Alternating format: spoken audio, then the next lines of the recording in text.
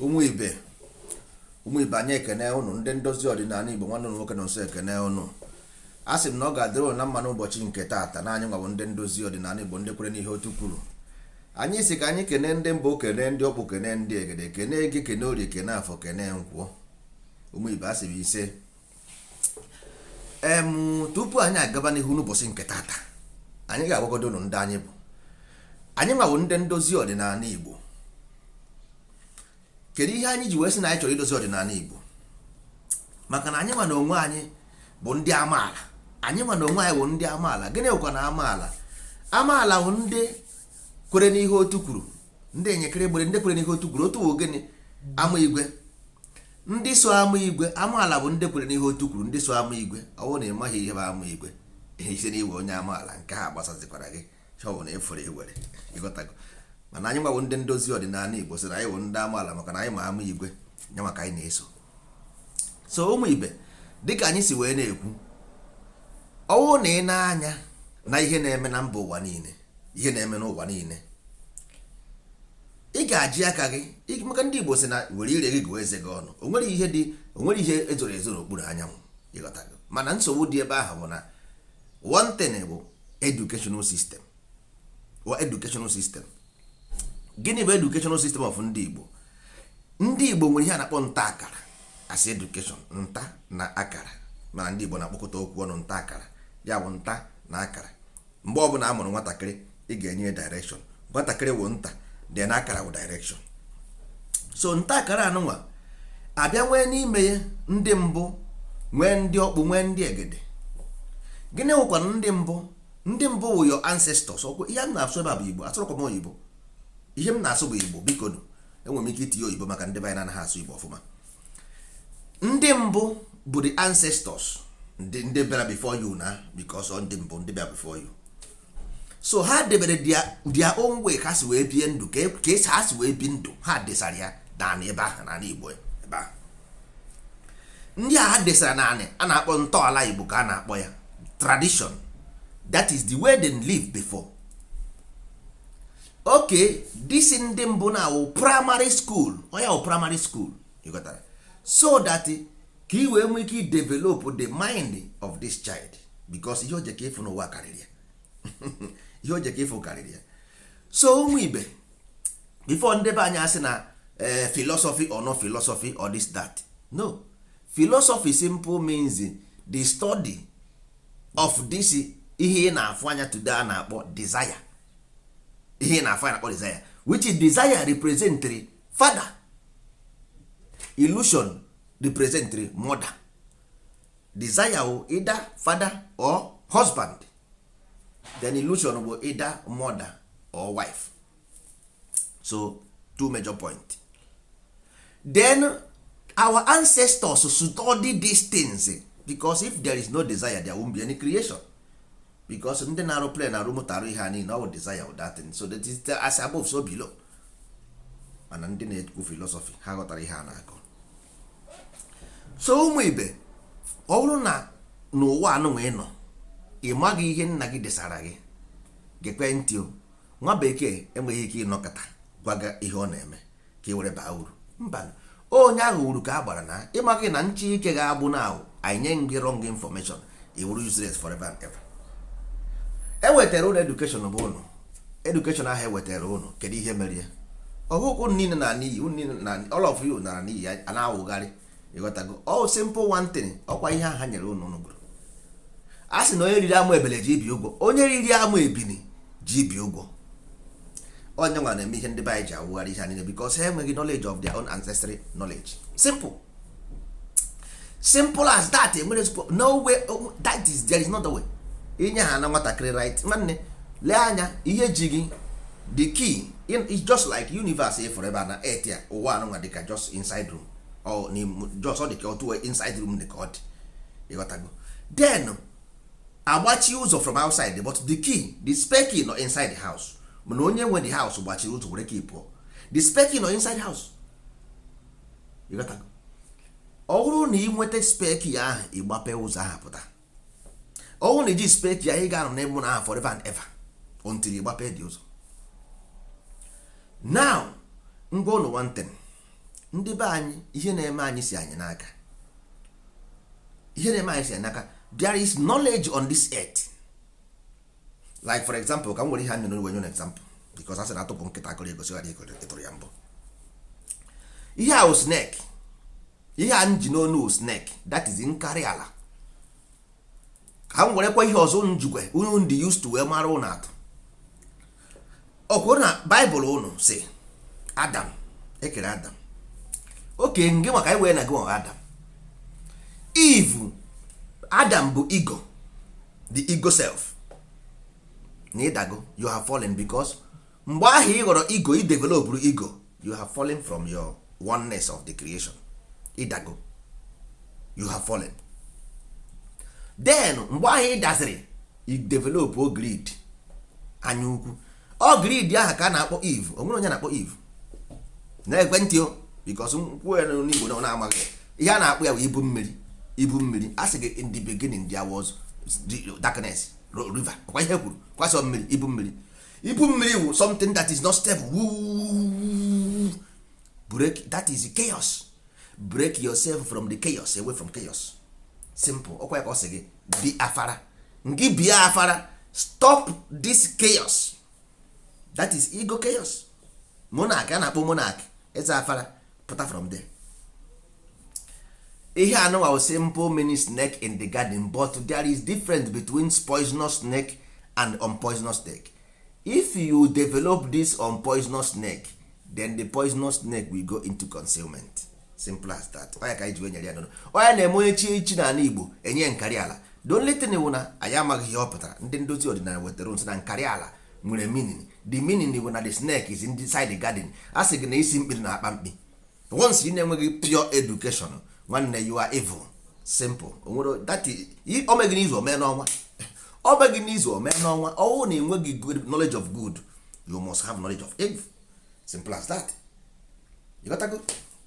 So dịka anyị si wee na-ekwu ụmụ ibe na anyị nwa na onwe anyị bụ ndị ndozi ọdịnala. Ihe anyị bịara bụ idozi ntaakara anyị, which is our education, idozi ntọala anyị, which is our tradition, idozi ọdịnala anyị, this is our religion, idozi omenala anyị, this is our tradition, this is our culture, sorry. So onwe ihe ọzọ anyị bịara, anyị abịaghị itinye, anyị abịaghị iwepụ, ọ ya abịakwa ha na onwe onye anyị na ya na-anọ. Ihe anyị ma bụ na whenever the student is ready, the master appear. Ị chọrọ iso anyị mee ihe anyị na-eme, anyị chọrọ ndozi ka anyị bịara. Nsogbu adịghị, ịmakwa ihe oriri na akpụ, ịghọtago ihe oriri na akpụ. Number 1 oriri na akpụ ntọala anyị, number 1 oriri na akpụ bụ ntọala Igbo bụ na we don't do injustice here biko, we don't do racism here biko, we don't do tribalism here biko, we don't do prejudice here biko. The four first principle, four fundamental principle of ntọala nna nna anyị debere anyị ka ị ga-asịkwa ị chọrọ iwe onye amaala Igbo, ị chọrọ iwe ndozi ọdịnala Igbo, nwanne gekwe ntị ọfụma, ụchakwa ntị gị. Ọkwa ha echi ịpụta isi m black power black power this, black that, or white people this, white people that. No, here no injustice na ndozi ọdịnala. Here in ndozi ọdịnala no racism. Here in ndozi ọdịnala ndị amaala there is no prejudice. Ihe onye metere ya jiri isi eburu. Don't judge people because they are Hausa or they are Fulani or they are Yoruba or they are Ejo or they are Bini. No. Let everybody carry their cross. I cannot take any responsibility for anybody taking any action anywhere in the world. No. I take my responsibility. Ndị Igbo na-asị na a na-eme awele, a na-eme awele. Gịnị bụkwa na ime awele? Nwanne a na-eme na awele, gịnị wee eme awele? Jụgodo onwe gị ajụjụ. Awele bụ simple thing. Nwanne asị na arụọ na anwụ erie na ndụ. Ihe unu na-akpọ pension. Ịghọtago retirement benefit. Ịghọtara? Retirement benefit ka a na-akpọ ya. Ị ga-atụ ụtọ olu gị, ị ga-atụkwa ụtọ isi. Ndị Igbo na-asị ịkwụ ụgwọ isi nwaanyị. Ịkwụ ụgwọ isi nwaanyị, ịkwụ ụgwọ isi nwaanyị wee tụ ụtọ isi gị ime awele. Ịtụ ụtọ isi gị bụ ịkwụ ụgwọ isi nwaanyị. Nwanne ịtụgo ụtọ isi gị, ị ga-atụ ụtọ isi gị mgbe ahụ ose etinye na itibe na-egbu oge ha tara aha gị. Mbanụ nwanne, ị na-akwụ ụgwọ ọrụ, onye ọrụ nwere ụgwọ. Ụwa dịrị otu ahụ nụsụ wee chee, that is not what ihe i chere na ụwa abụrụ ihe na-eme na why should you have ndị na-ebe akwa, ndị na-ọchị, ndị na-akwa? Simple thing, because you lack knowledge of self. Nna nna gị dosara gị everything. Ka nye un example ọzọ. N'ala Igbo enwere obodo nọ n'ala Igbo ọ iwu ka ọ bụ iwu ala bụ datin. Obodo all the whole land in Igbo land bụ iwu ala. Ka mbido n'isi Anambra. Gịnị bụ Anambra? Anambra bụ ama mba ala. A sị na nkụ dị na mba na-egere mba nri. Simple. Ama mba ala wụ people of the earth. This ground, this ala, thou shall not spill innocent blood. Near. Because the blood is one thing that binds whole life. If there is a life here, it's about blood. You only where you unite. Everything unite, both animal, everything, both animal, both human being, through the blood. You become one with the creation through blood. Because that is why you are alive. You didn't do one. Don't spill it unnecessarily. Ime ha anya ala achụ ọgọ ọsọ. Ime ha anya ala achụ ọgọ ọsọ straight ahead. You see your condition in today na ala Igbo na Africa niile as a whole. Asị gị na onye iberibe ka eji ere ọgwụ. Why? Moto ị na-afụ na-asụ asụ njini ka eji ero ya. Ọkwa njini bụ ya. Ọ mmadụ bụ the burden. Mmadụ carries the burden of success. Either you are success or you are not success. Simple. So ihe na-eme gị today was simple from the beginning. Si n'isi mmiri si n'isi gbarụọ. You must go back na ndị mbụ. Ndị mbụ lay a foundation of holiness. Igbo land was created simple because Igbo means divine. Igbo means divine. So the Igbo land was mapped out for divination, for divine principle, for divine movement, for divine desire. Holy order. Igbo bụ holy order. Ama Igbo bụ holy order. Ndị chiri echichi. Nwanne lee n'anya ebe ahụ ihe unu na-eme today ọ dị ka holy land. Ihe ahụ unu na-eme today n'ala Igbo dị ka holy land. You live in a hallucination. Onye ịchọrọ inwe ego, dibịa chọrọ m inwe ego, dibịa achọrọ m ịzụ ahịa, dibịa achọrọ m ibu ọgwụ, dibịa achọrọ m ịtụ akwụkwọ. Nwanne ihe ọ bụla ị chọrọ ime dibịa, o doro gị anya na dibịa simple means a mastermind. Simple because di n'onu Igbo symbolizes master, which is degree. Kedu ka mmadụ ga-esi na si na dibịa mara ya without a degree? Igoro akwụkwọ mba ka ekwere nke ụka di ma gị taa ka esi eme n'eluigwe and agaghị esi ụta mee n'ụwa. Before you become a master, you must have degree. So dibịa anaghị ama mmadụ ama. Dibịa anaghị ama mmadụ. Ịghọtago? Dibịa anaghị ama mmadụ. Ihe na-ama mmadụ bụ ihe ọjọọ mmadụ mere. Ọwụ na ime ihe ọjọọ ị mere, ihe ọjọọ ahụ ga-abịara gị ụgwọ. Simple as ABCD. Ihe onye metara ka oge ji si ebu. Ọ ihe na-asị na dibịa mara gị, onweghị dibịa mara gị na ọ bụ ịlọrọ onwe ihe mkpụrụ ịkụrụ ka ị chọrọ ịghọrọ. Ị chọrọ ịghọ mkpụrụ ịkụrụ isi na dibịa mara gị. Dibịa mara ọ mkpụrụ ịkụrụ. Ndị mmadụ na-asị Mezaya bịa chee gị. The same thing go. Dibịa mean the same thing with the Mezaya. Simple. Dibịa mean Mezaya. Ọ wụ your karma mkpụrụ ịkụrụ ka ị na-abịa ịghọrọ. Ịghọrọzie mkpụrụ ịkụrụ itie nwanne mba ọ ịghọrọ mkpụrụ ịghọrọ because ịghọ ihe bụ jizi mmadụ ịghọrọ ihe. Ịghọtago? Ọwụ na ime ihe ọjọọ ịghọrọ ihe ọjọọ, ime ihe ọma ịghọrọ ihe ọma, ịkụọ mkpụrụ ọma ịghọrọ mkpụrụ ọma. Ka mmadụ ga-esi wee bịa n'ụwa na-ebe akwa asị iji ịkụ asị na life is treating them unjustly. Nwanne, life means injustice. How can justice become injustice? Life means justice. How can justice be injustice? It does not work. So either you are confused or your brain have some mete aka. You got to.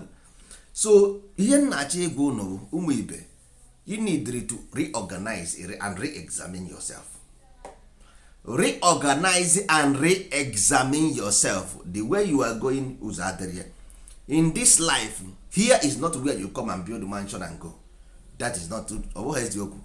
You can make your life comfortable, but first of all, you must understand. Here I will just commerce. It's just commerce. Here genyere ndụ aka. You gotta go. So they have an imagination of paradise. Then build imagination of paradise. They have the imagination. You want to force your way in. You cannot force your way in. It doesn't work. You cannot force your way into prosperity and success. It doesn't work. What you are just hallucinating. You cannot force yourself into success. Watch the whole Africa. You cannot. one single African country with one ancient their ancestry knowledge. One single country in Africa with their ancestry knowledge. No single one. So anyone successful, give them time. Anyone the successful, give them time. Ị ga-afụkwara ha, they will fall out because nwanne they cannot stand. They cannot stand nwanne. It's impossible because ọ bụrụ otu a ka esi eme. So ihe ndozi ọdịnala na-achọ egwu in essence wụ na ihe anyị ji bịa wụ idozi ọdịnala anyị, anyị dozie ya ya pụọ ndụ. Every other thing will come as you can. You will create commerce without building airplane, without building motor, without building anything. Commerce juru eju. First of all, work go to the mind of the people. Work on their mind. Let them have ability to reason first. Work on their ability to reason. If you develop their ability to reason, then the problem goes away. Raise their ability, the logical mind, which is the ability to reason. Simple. If you raise the ability, then you will see things will work out. You raise their ability, ị ga-afụ na ihe ga-adị mma. Because ihe ọjọọ ọbụla a na-eme eme n'ụwa nwere ihe ka ọ soro ya. Ihe ọma ọbụla a na-eme eme n'ụwa nwere ihe ka ọ soro ya. Ọ bụrụ na mmadụ enweghị basic knowledge of thinking, there will be any ihe ọbụla irie nri ọ na-asa gị afọ. Nri a iriri saa gị afọ, ihe ị ga-agwa onwe gị bụ na enwere ihe iriri na-asa gị afọ. Simple. Ụmụ anụmanụ niile every single anụmanụ ọbụla efuru n'ụwa, ọ mụọ nwa ọkpọrọ ụmụ ya pụọ ka kụziere ha ihe ha ga-eri na ihe ha na-agaghị eri. Gwa gị ihe bụ nri, gwa gị ihe na-abụrọ nri. Ndị nwa na onwe gị, kedu ihe nne gị na nna gị kụziere gị bụ nri? Because nri isi, enwere nri isi, nwee nri anụ arụ. Kedu ihe nne na nna gị kụziri gị ị ga-eri na ihe ị gaghị eri? Nothing. Ike ọ bụla ịfụrụ iburu rie. Look at your condition. Lee onwe gị anya. A na-agwa unu something ndụ a na-efuwa ya. Mara na eze onye agwana m amakwa gị na ọgọdọ ya na-akpụ n'ala. Eze onye agwana m amakwa gị na ọgọdọ ya na-akpụ n'ala. Ihe anyị na-ekwu okwu ya bụ ọ ga-abara gị, bara ala Igbo, bara ndị mbụ, bara ndị egede. Ihe anyị na-agwa gị bụ nke wepụ aka anwụ n'ofe tupu ọ ghọọ aka mmadụ. Sọsọ ofu ihe anyị na-ayọ gị biko nwanne, lekwa anya maka ndụ gị, ndụ anụ nwee dị. You have come to return no more. You have come to return no more. Nwanne ekere gị n'ọfọ, you have been programmed to receive. Ị yakwa ha agbata nwunye n'ọsọ, o meghị n'izu, o mee n'ọnwa, o meghị n'izu bụrụ ọnwụ na o meghị n'ụwa, o mee n'ụwa ọzọ. As long as women still giving birth, it's about judgment. As long as women still giving birth, it's about judgment. That's why na-eme amụọ nwa asị ka eme baptizim. Ịghọtago? Ọkwa ka ebreke shackle ka ọ na-ekwu shackle. Shackle a na-ekwu okwu ya ọkwa ihe metere onwe gị, ihe ibu mbụrụpụta ụwa. Ịghọtago? Mbụrụpụta ụwa ka a na-ekwu okwu ya. So ụmụ ibe, ọ bụrụ na ndị be anyị gee ntị n'ozi ọma ndị ndozi ọdịnala Igbo, at least highest maximum 10 years, maximum 10 years, ị ga-ahụ better changes. Sọsọ ihe na-egbu anya oge hụrụ ego, otu wee sị gị bie dị afara. Ego, kill the ego. See, kill greed, kill envy, kill jealous. These first four principles, hi nwanne, ebe aha ka ụtụ gbara igwe ghọrọ ntụ datin. Avarice, ụtụ gbara igwe ghọrọ ntụ datin. Ihe mkpọrọ afa ihe isa. Ego, greed, envy, jealousy and avarice. All this thing mere obodo niile nọ n'ụwa nọ n'iyi. These 5 things mere ha ji na n'iyi. All ihe ndị bụ ọnụ gwara gị to kill these things, all these things bụ ihe ji gị. You will be point ya finger. A sị na mmadụ kwuo okwu amara ka uche ya. We have seen your argument. Anyị amara ihe ibu n'obi. Because ihe ibu n'obi bụ ihe ị ga-abụ. Nwere ihe ọzọ. Ịmụọ nwa, ihe ahụ ibu n'obi bụ ihe ị nwụrụ na nwa. Ihe ibu n'ime obi gị ka ị nwụrụ na nwa bete ma gị.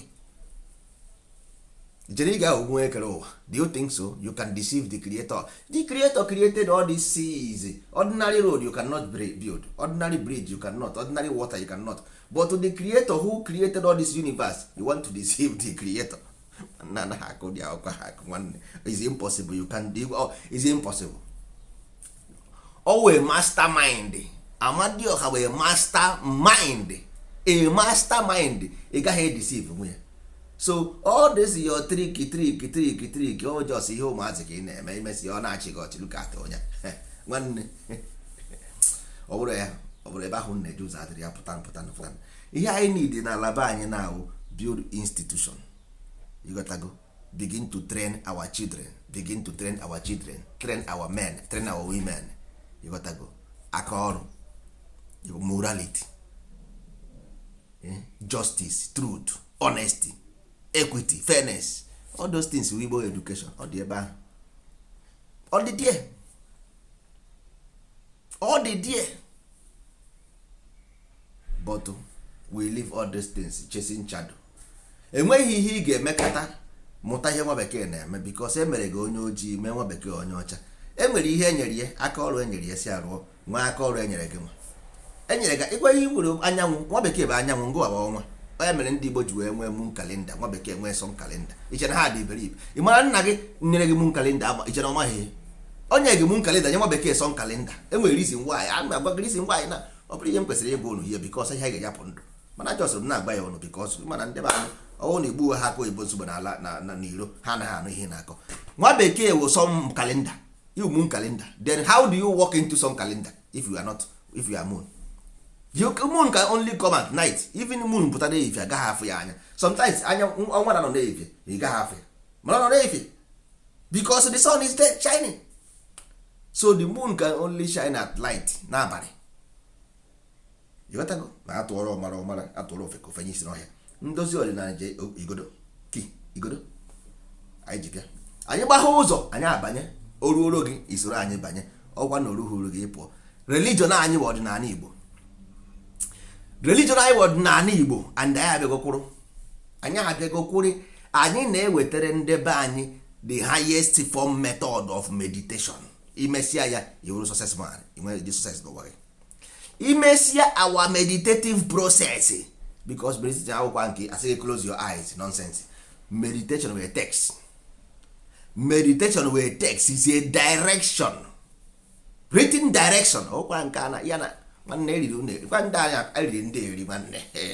Ihe anyị ji abịa ikpe ekpere, ihe anyị ji nwanne, enwere ihe for free. Na your God to give you food. How can God give you food? Ebe onyere gị aka na akpa Amadioha nye gị nri, akwụkwọ na aka ojiri gị.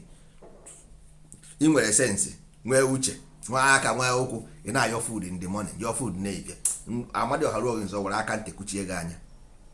Mana nsogbu adịghị. Ụmụ ibe, anyị ga-eweta